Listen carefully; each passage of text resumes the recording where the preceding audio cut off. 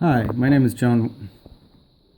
Hi, my name is John Walter. I'm here to talk about the True Mirror. This is a very special mirror that I make that when you look into it, you're actually not backwards. You see yourself as the world sees you. Now, this is not a new idea. It's about patented in 1887, but no one really saw it as anything very special. Curious, but so what? Whereas when I saw it, I was like, oh my God, I recognize myself. I really saw who I was as a person and how I was feeling. And this is something that's brand new. This is something that no one has really discovered before. And that when I discovered it and started showing people, I had a lot of agreement where people go, oh my God, wow, you're right. Now I happen to be filming into one. I'm looking into myself right now. If I make eye contact here, I actually see me the way you see me. See, I can look back to the camera or look to myself, the same person. To prove it also, if I hold some writing up, see if I hold the writing up on that bag of flour, you can actually read it. Now normally in a mirror what happens is this.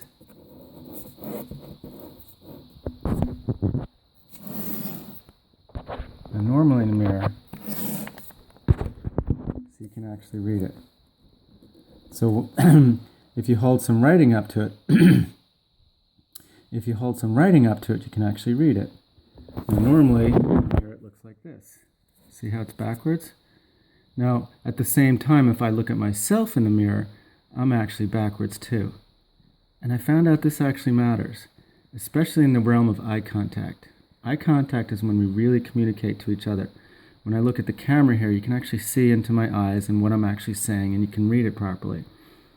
But when I look at myself, my eyes will change immediately based on what I'm seeing. It's related to left brain, right brain. It's related to how we communicate, how we interpret faces. And the idea is that our left side is different than our right, and the left belongs on the left, right belongs on the right. When you flip it, when I flip my face and I look in a mirror, I'm in this feedback loop that has distortion. And very quickly, natural expressions stop being so natural, and I tend to just stare. So if I try a real smile, for instance, smiles work very poorly in a backwards mirror. They work great in the True Mirror. But if I try, see, if I look at the camera, I can smile. Okay, okay, there's my smile. I can feel it and you can see it. Okay, this is how we are. If I look in the True Mirror and I try to smile, in the backwards mirror, I'll smile for a second or two, and then, especially my eyes, it just doesn't work. There's no sparkle there. The information isn't correct. Whereas if I try this in the True Mirror, let me get this out of the way, and I smile, it actually can work. It's like, oh, there you are. See, the same person that you're seeing, I can still see that. There's a flow of communication without distortion. And this is so critical. It's the idea that not just what I look like, but how I am, or who I am. What do I project to the world? What does the world see me when they look in my eyes and see me as a person? For the first time, I can actually look back and see that same person. So not just my smile, but my other expressions, my feelings, my emotions, all of the stuff that makes me me, I can actually see that and relate to it as another human being. And this has been so much fun. I've been making this for about 23 years. I've been showing it to thousands, tens of thousands of people. And when people get it, it's like, oh my God, whoa, that's so cool. Look, oh my God, Kier, check this out.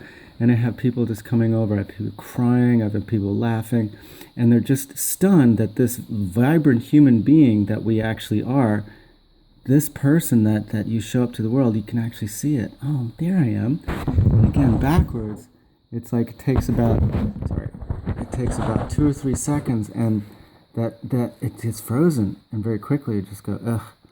And I've seen kids as little as 5 years old look in the backwards mirror and go, after they've spent almost 10 minutes just playing with themselves in the True Mirror.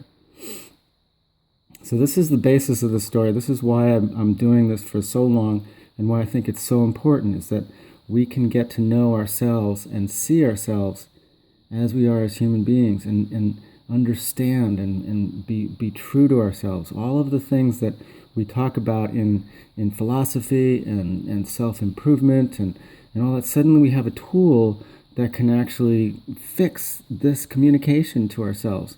Something that to me has been a source of so many issues within so many issues within our culture and our personalities and our self-esteem, our confidence. All of these things get wrapped up in this fundamentally flawed version of ourselves that doesn't reflect us as human beings. And we it's completely unconscious. It's constant. It's every day since you're a kid that this version of yourself, which you lose your vitality and you lose your personality and you lose your energy and your spirit, and you just go, ugh, and so easily get critical and serious on yourself, as opposed to this version, which just, you can just be yourself.